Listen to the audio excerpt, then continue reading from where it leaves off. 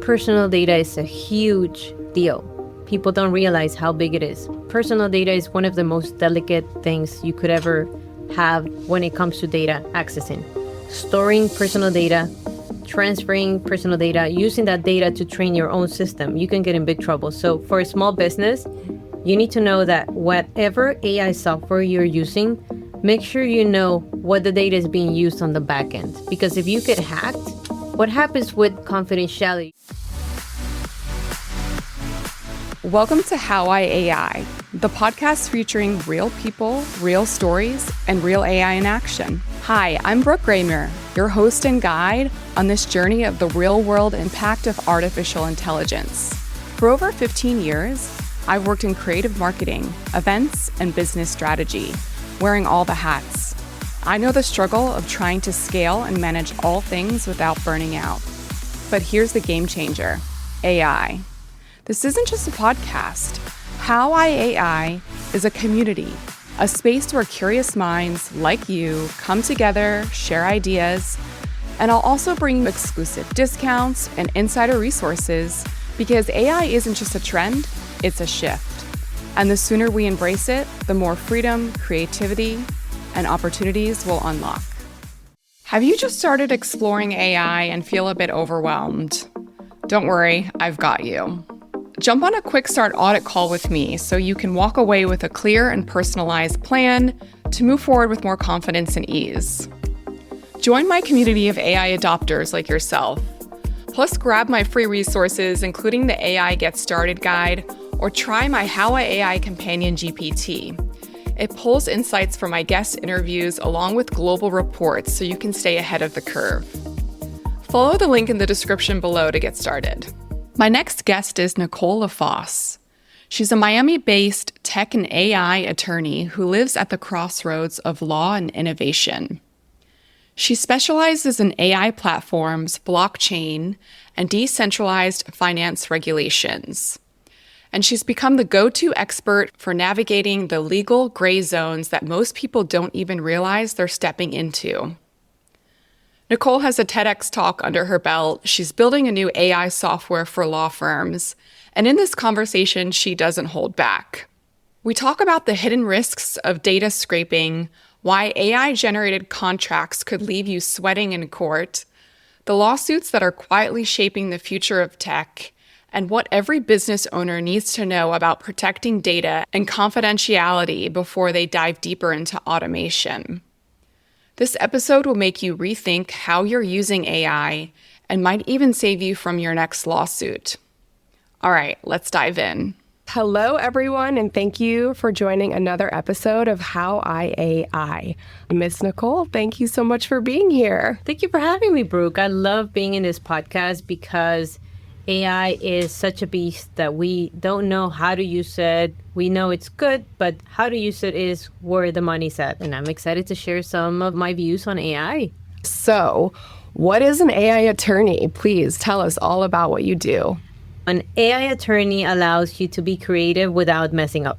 In other words, there's a bunch of regulatory matters that people don't know when it comes to using AI, especially when it comes to licensing or scraping data or automating systems, and you don't know where the data is being picked up from. That's super delicate when it comes to legal matters because you could be stealing someone else's data and you are not aware that you're actually stealing data. You think scraping is okay until you get sued. So that's pretty much a tip of the iceberg. There's a lot more to it. But I think the one thing that everybody's doing with AI is scraping data. Scraping data. When you say that, I immediately think about bots scraping for emails and phone numbers and personal information. Is it one of those things where you have to know it's being done and people actually have to take action for it to be a problem? Yes. So people definitely need to take action. And some people may or may not be familiar with the European Union. When you take data, personal data from European Union members, it's a different set of rules and regulations that you need to follow. For EU members, you have to actually ask them before you acquire their data, personal data. But for the US, it's a little bit more lenient. You just check a box and say, yes, take my data, and then you're good to go. But with EU, it's a lot more strict, and you can get in a lot of trouble if you take personal data from EU members. So sometimes people do a mix of both without knowing that you cannot take EU members' personal data. And that's like the easiest way to get sued. Wow. Yes. There was a point in time where I worked in software for email deliverability, and I knew a bit about GDPR and all of those regulations.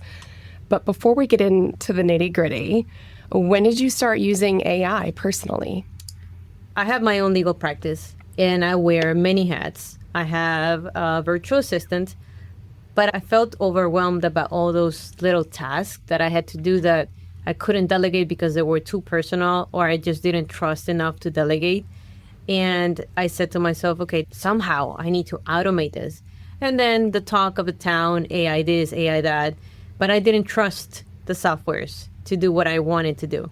So what I did was, okay, let me start small, start automating calendar, start automating travel, start automating research for conferences that I may be interested in attending. And I saw that it worked, and I liked it. And I'm like, this works. This is safe enough. And then I started getting more into it. And I said to myself, what if law firms are able to use AI? But the big question mark is confidentiality. You deal with so many documents that are extremely confidential, personal information, client information. And I'm like, how do you use AI without breaching confidentiality, making sure that the data is not reused for something else, especially to train the AI system? So I came with this idea of building my own AI software alongside with a business partner. And we're currently building a AI software for law firms that predicts the outcome of litigation.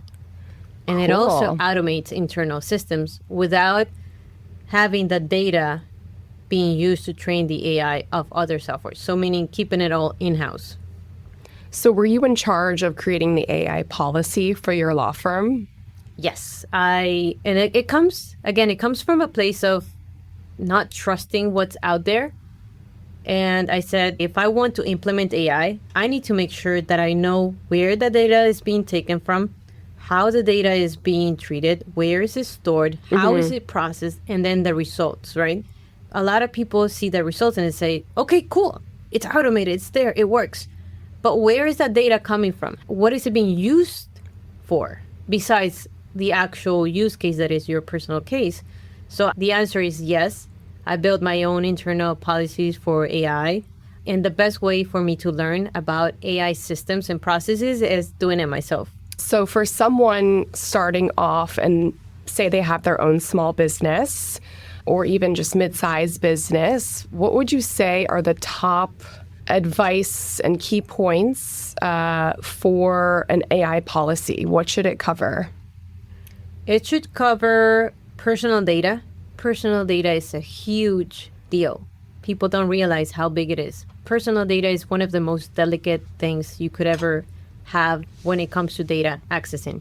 Storing personal data, transferring personal data, using that data to train your own system, you can get in big trouble. So for a small business, you need to know that whatever AI software you're using, make sure you know what the data is being used on the back end. That's the main question, because everybody's going to sell to you automation. Automation is a key, efficiency, time, saving you money. But okay, good. How is the data used? What do you do with my data aside from processing and automating my own system? And then how is it stored? Because if you get hacked, what happens with confidentiality? You have phone numbers, you have addresses, you have birth dates. God forbid you had social security numbers on that data. So it depends on the business that you're in. The more detailed data that you have, the more scrutiny you have to have when it comes to using softwares that are third-party softwares that are not your own, that you didn't build yourself. Yes, I've heard a lot of businesses and larger corporations are just creating their own tools and own systems. It's just more efficient and more private. So that's really fascinating that you're going that way as well. I can't wait to hear all about your software. Yes. I would love to hear, what is your technology stack? What are the software tool solutions and apps that you use? I use several. I use ChatGPT, I use Claude, I use Buffer for social media automation. It doesn't create the post, but it automates the calendar of the post. I like it because it's very simple, very easy, very friendly. It's also very cheap. So, no one should be paying massive amounts of money to automate systems. And that's the thing. Everybody's selling it. So you have the ability to pick and choose what you want and something that is affordable. You don't have to go through the most expensive AI. You have to do something that fills your needs. And I cannot stress this enough, that you know that your data is not being used to train their own data. So many tools and apps right now are join our free trial, have so many free credits, and there's no such thing as a free lunch. That's one of the only things I remember from my macroeconomics class in college. Yes.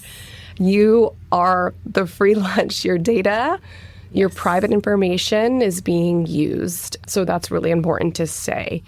Next question about your technology stack. How much do you estimate you pay a month for all of those tools and solutions? Before I started doing my own software, I think I was paying about $400 a month or so between different apps. Because the other thing is, I haven't found an AI software app that does it all. I always have to polish it with some other app. Like say, if I use ChatGPT, I need to use another software to make it sound more human. And then I have to use another software to make sure that it doesn't pick up on the AI. Because, some of the things that you do, you can decrypt the AI from it in case there's an AI detector from the other end. Wherever you're publishing it, they don't want things to be AI. So you use softwares that make it sound more human and that also allow you to make AI undetectable. Now, when you do this, I do not recommend it to do it for your professional needs. Do it for like a post, like a social media post. That should be fine. Yeah. But I would never do that with something that is work related, because then there's a lot of trouble with what you're feeding the AI with. If you want the good product for the AI, you need to give it a lot of information, very detailed information. And information is money at the end of the day. You're giving your soul to the software and you don't even run the software. That's what I have been thinking so much about with everybody creating assistants and agents and custom GPTs, and they're making APIs and just packaging them and selling them on their website. But what happens if something goes wrong in someone's business and they used your tool and it advised them on something devastating that happened? What are the legalities and implications around that? But that's the thing, that you can't do anything about it because you agreed to give the data. Unless the data was stolen from you, you pretty much agreed for them to do whatever they want with your data. Yeah. And a checkbox of you agree for us to process the data will not cut it. You can litigate it and you can try and fight it, but the point is not to go and fight it. The point is that you don't have to go through it. You don't have to actually go to court or settle anything because that data is yours and yours only. But it comes with a caveat, right? Do you want things to be efficient? You need to give the data. It's like you said, no free lunch.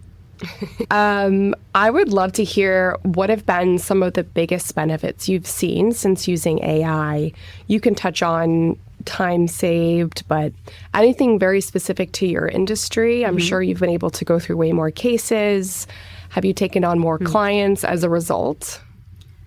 I haven't seen the fact that I've been taking more clients, but I have felt myself more at peace when it comes to small, tiny tasks that take up a lot of time. Yes.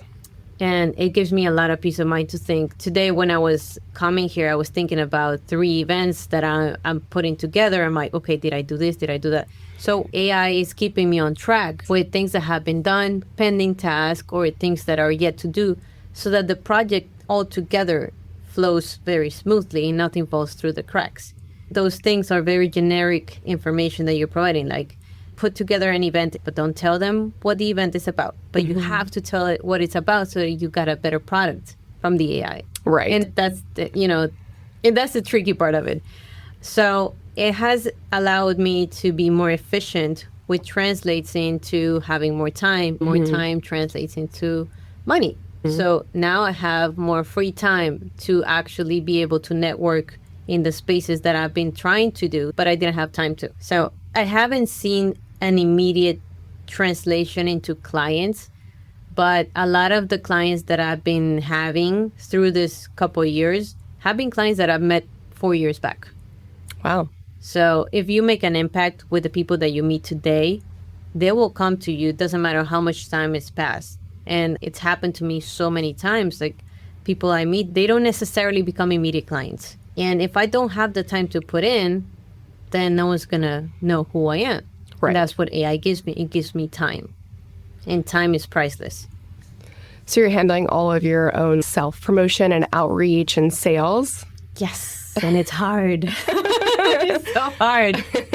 But AI is there to help. Yes. It gives me the creative input. It gives me the automation for posts. It allows me to follow up with leads that I don't have to follow up myself. And then once I see that, okay, it's a good lead, then I'll follow up myself and put my own personal touch. But AI has redrafted something for me so that I don't have to do it from scratch. And it allows me to be more efficient in what I'm typing because now I have a little focus. I have a little flashlight that says, hey, this is the route that you should be taking on based on previous conversations, based on the profile of the person that you're talking to. Because that's a good thing about AI. It analyzes the profile of the person that you're talking to. Well, depending on what you're doing, but it will tell you the highlights of that person. And that's how you would drive the conversation too. Okay, you said it automates reaching out to clients already for you with soft leads. What specific software or tool or solution do you use for that? So for that, I don't remember the name of the app, but I know it's connected with LinkedIn. And so LinkedIn had a lawsuit. Who? They were suing someone else who was scraping data from LinkedIn. And their argument was LinkedIn is free. I'm allowed to scrape data because it's information that is accessible to everyone. Yes. Made sense. Until they got sued. Ooh. Yes. So LinkedIn said, although this is information that is accessible, you need to create a profile. And they did create a profile, in fact.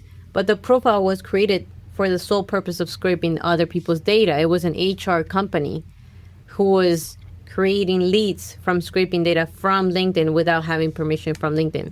So that was a big lawsuit, and LinkedIn won because they said this data, although publicly accessible, is private, and we are not authorizing our data to be used to train your AI.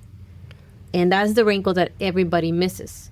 Having permission to use the data to train your AI, like if you're building your own software, licensing is key.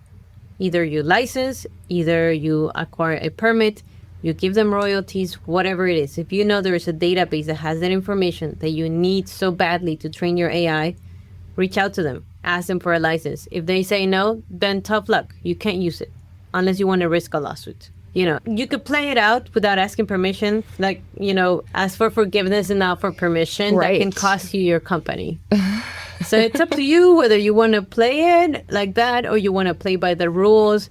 And I think your podcast does exactly that. It allows people to go through information that maybe they don't have access to. Like in my case, you would have to book an appointment with me and then find out where you're standing with AI. But you allow this information to be publicly accessible so that people don't commit those mistakes. And I think that's fascinating from your podcast.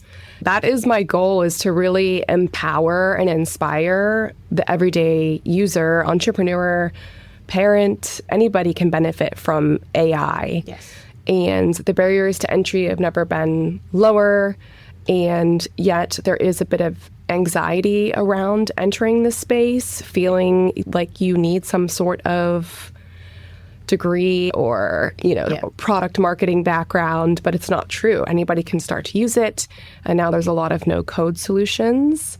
But yes, to be careful with what you're signing up for, what your data is, and to pay attention to what Nicole's sharing about. Just an example that I like to give people, which I'm very related to it, is people tell me, well, I've had a couple clients come to me and say, boldly, why do I need you? I can have ChatGPT draft my contracts. And I'm like, by all means, ChatGPT. That's like, it's there, use it.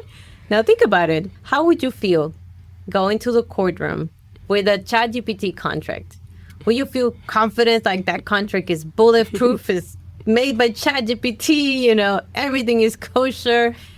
Or would you be sweating cold because ChatGPT did that contract and you're now rolling the dice in the courtroom? Don't even know if the contract is a good, solid contract. Right.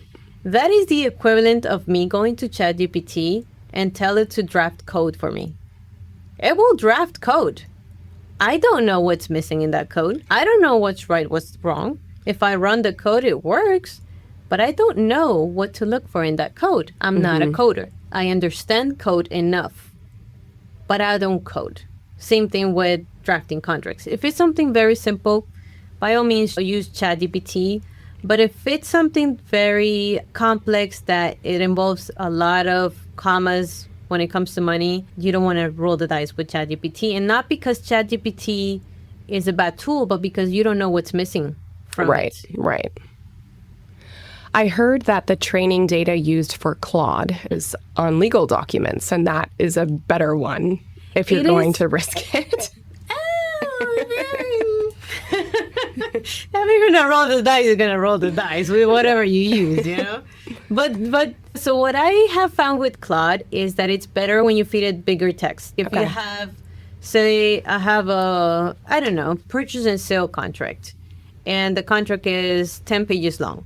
I can feed it to Claude and tell Claude to do X, Y, or Z with that contract. But if I feed it to ChatGPT, it would get stuck, and it doesn't even give me average results. Claude is designed for bigger data.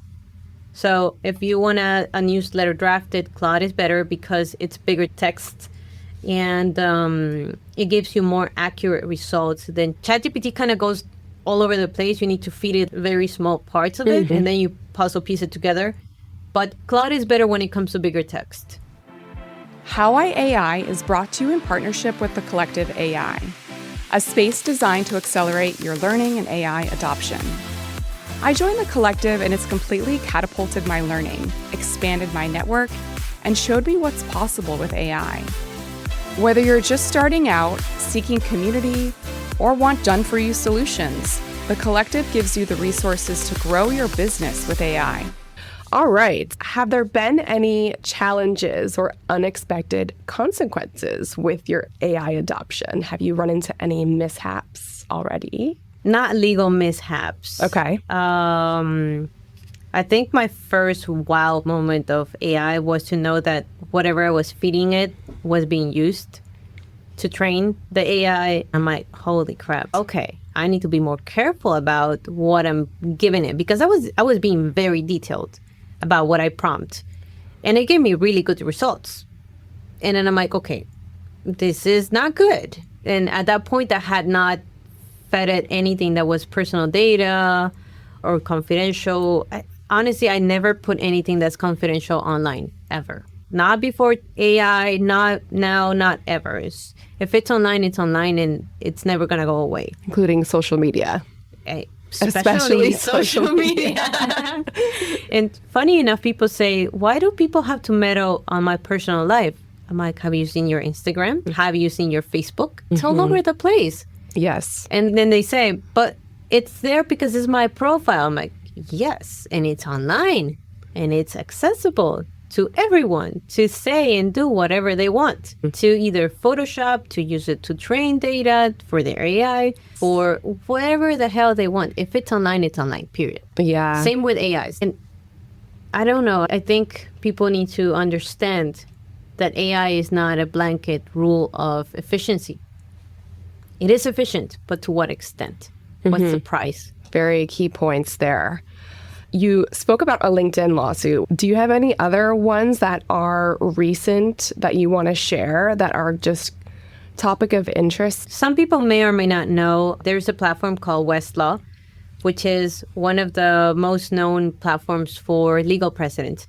Okay. So law firms use it to draft their complaints, their motions, because it gives you all the historical data of cases that preceded your case, where you take the facts, the rules of law, applicable law, everything. It's in Westlaw. If Westlaw doesn't have it, it's very likely that someone else has it.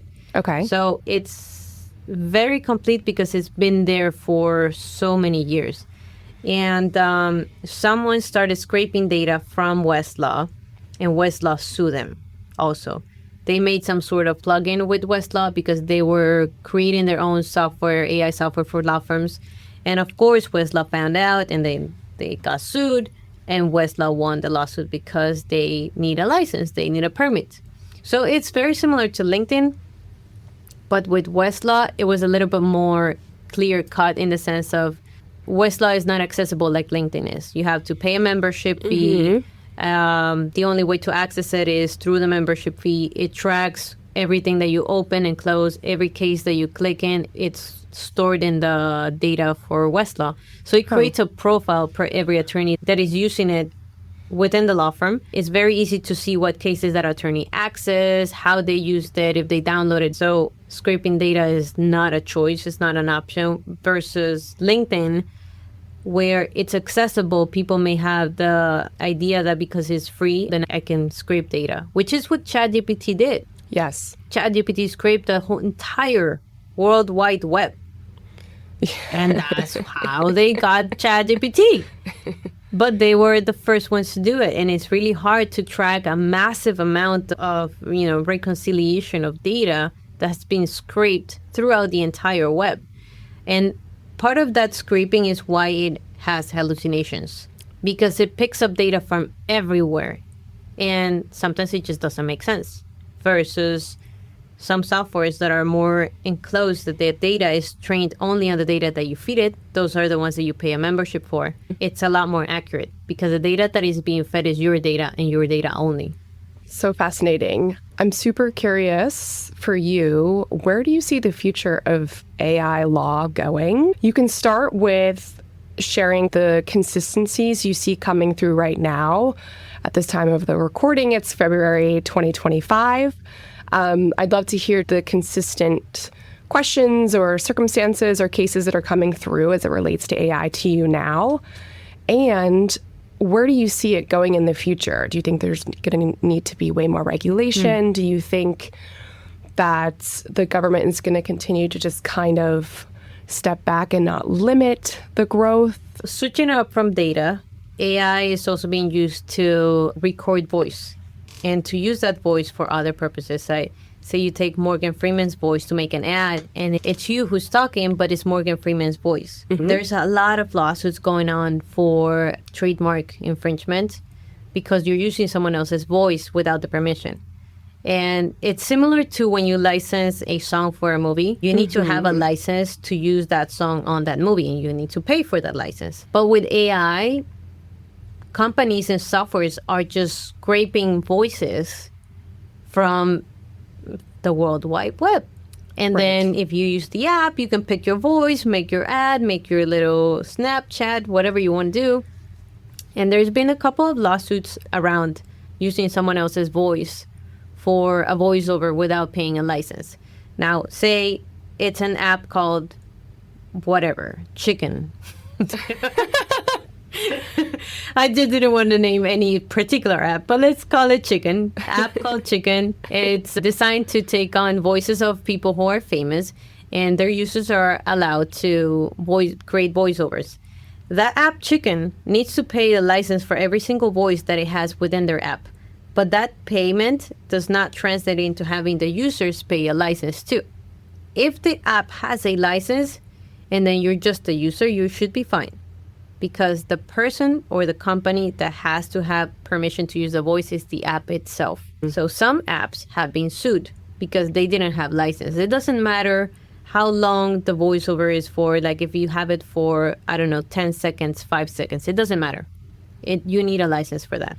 Yeah, there was a period of time I worked in music publishing, film and TV sync, and so I'm pretty familiar with all of the licensing and things of that nature. So very fascinating to touch on that a little bit.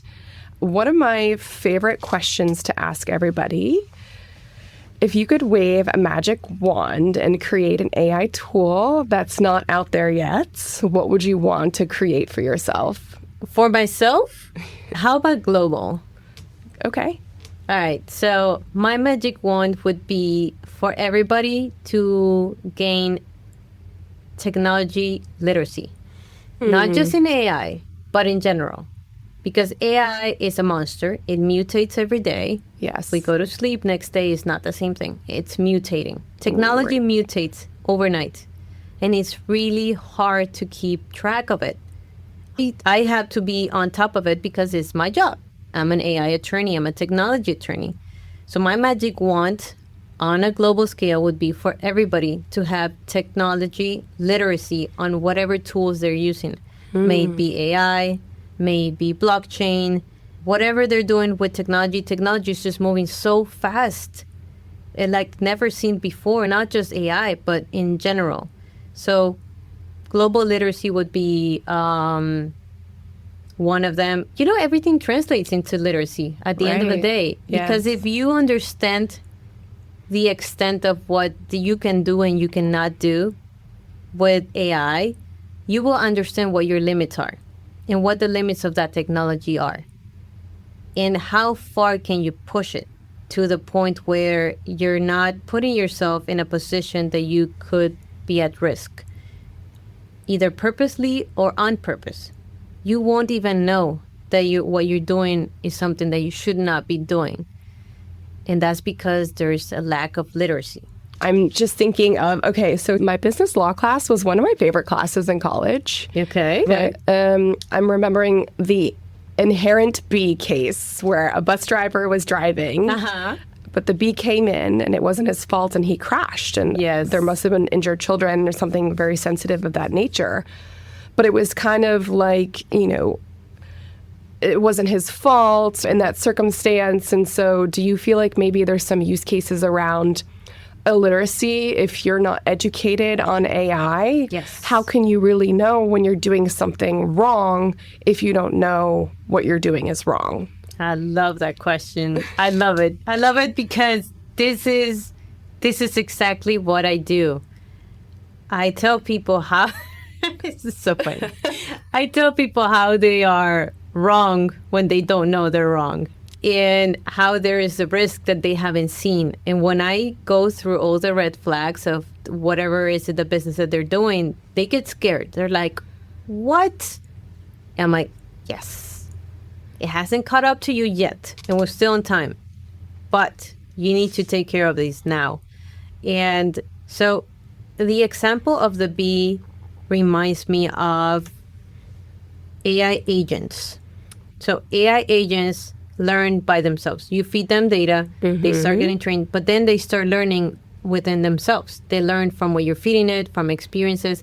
They start creating their own analysis, and it becomes almost like a human taking decisions without you telling it to do or not to do something. Yes. So who's at fault when the AI agent does something that is not quite legal?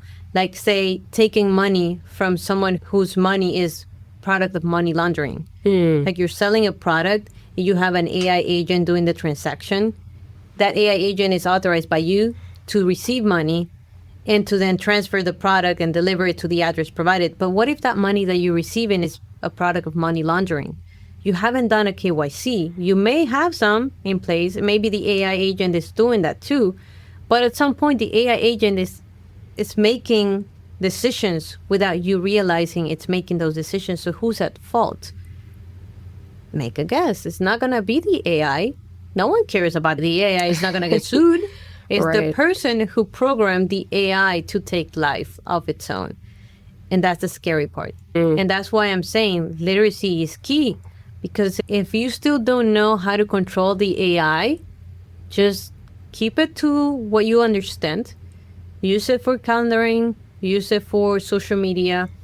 But if you don't fully understand the extent of how you can use AI and how automation works to the point where it makes decisions on its own, I would say steer away from that, because that's a danger zone.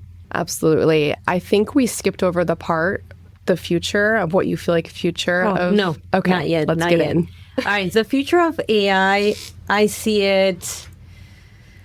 Here's a question to your question. Okay. In 2015, did you ever thought the world would stop 5 years from then? The entire world would stop in 2020. No one saw it coming. No one saw a pandemic coming. I think that's where I'm at right now with AI. You just can't really predict or go there because There's so many moving pieces. Yeah. And so many what if this, what if that, what if this, but if that. It's so hard to see where we will be 5 years, even 1 year from now. Last year, things were so different, and we're just in February. Things were so different last year. Yes. We've grown so much. We've gone so far, so fast that it's hard to grow at the same pace as technology is growing. We're trying to play catch here every single day. And I think the future is just us understanding our limitations when it comes to technology. And the other thing is, one thing that a lot of people tell me, especially attorneys, they tell me, well, I don't like AI because it's going to reduce my billables. Less billables, less money. Okay, understandable. But how about more efficiency, more money? Okay, yeah. If you're more efficient, you can have the client pay you a little bit more because now your product is coming out very fast versus other law firms who are not using AI.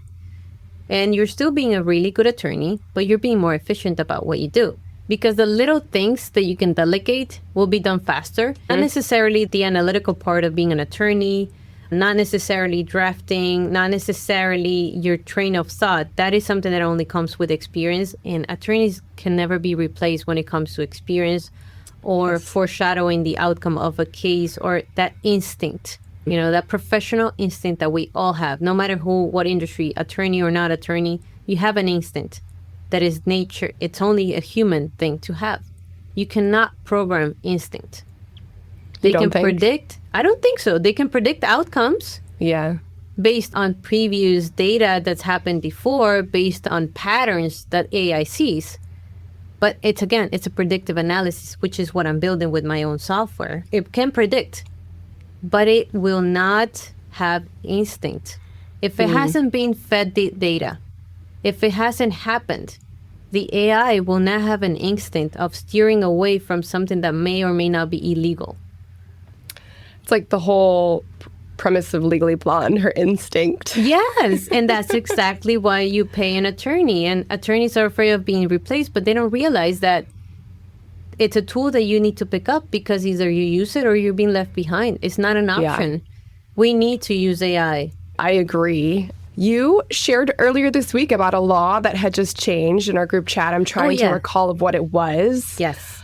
What laws have changed just in the last, you can even say, 2 weeks? Yeah. So it's one that I love it. And my nerdy side here, I love talking about AI in law because it's fascinating to me. And 2 weeks from now, I was advising people and clients that you cannot copyright AI art. Anything that AI could produce, a novel, a script, a book, painting made up using AI, you couldn't copyright it because under U.S. patent and trademark law, copyright law, machines cannot own product. That's the underlying reason. Machines cannot own products. So if you have something that is a piece of art that is AI created or a book that has been AI composed, you could not copyright it. That changed this last week. And this is historical because there's been a lot of rejections from art, from books, poems that have been AI prompt. And they rejected it because it didn't have enough human composure or elements. Okay. And this new law is saying that as long as you have substantially more human input and creative input, it doesn't matter if it has AI. Now, the trick here is you need to be able to track everything that you prompt in the AI, and then you need to pretty much make a diary of what things you did and you did not do, to the point where you can say this percentage was AI and this percentage was my human creativity. And the most recent piece of art that was registered on USPTO was one that was mainly AI created. So it was like a mosaic of little pieces of different colors, different patterns, and then put together to create the face of a woman. And every single of those pieces were AI prompt. Like every corner, every square, every triangle was AI prompt. So if you separate those pieces it's completely AI'd. But what the artist did is he readjusted those pieces into different places and angles, and depending on the color, the texture of what the AI prompt, he created the image of a woman, of the face of a woman. And the reasoning behind having it approved by United States Patent and Trademark Office was that the person had used its own creativity to adjust and to place the pieces together in a way that it created art. So it doesn't necessarily mean it's more human. It has more human percentage input as in creativity, because if you separate them, it's completely AI. So it's still not a blanket rule to say you need more human input than AI input. It's Got it. a matter of try it and register at this point. And now that I'm thinking about it, because this is very important, because this is not part of why the new law is changing, because the new law says you need more human input. But this piece of art that was recently registered is mainly AI produced. But it was the human creativity who put those pieces together to create the piece of art. And as a unit, you have rights over it. But if you separate those pieces, those individual elements, those are the elements that you cannot copyright. So Interesting. that's It's like really a loophole almost in a way.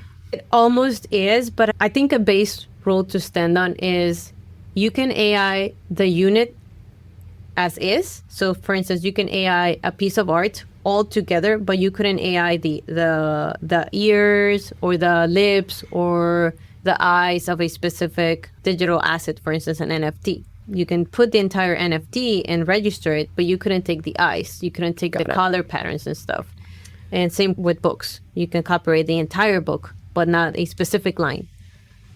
So does that negate what was going on with the writer strikes forever ago in Los Angeles? Because that was the start of AI. WGA was on strike for so long, and so many movies didn't come out or get greenlit.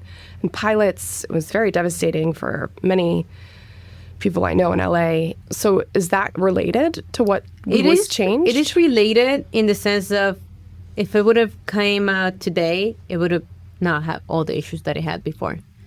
It just changed so much. Are there any other specific industry insights or unique perspectives you'd like to share? I think it's the three main things for me that I have personal experience with is music. When it comes to voiceover, music in general, songs used by other singers, like I think, if I'm not mistaken, Avicii, back in the day, he used Steve Aoki's or someone else's song to make his intro concert, and he got sued because he didn't ask for permission. But he did use AI as a voiceover to open his concert, and he got sued.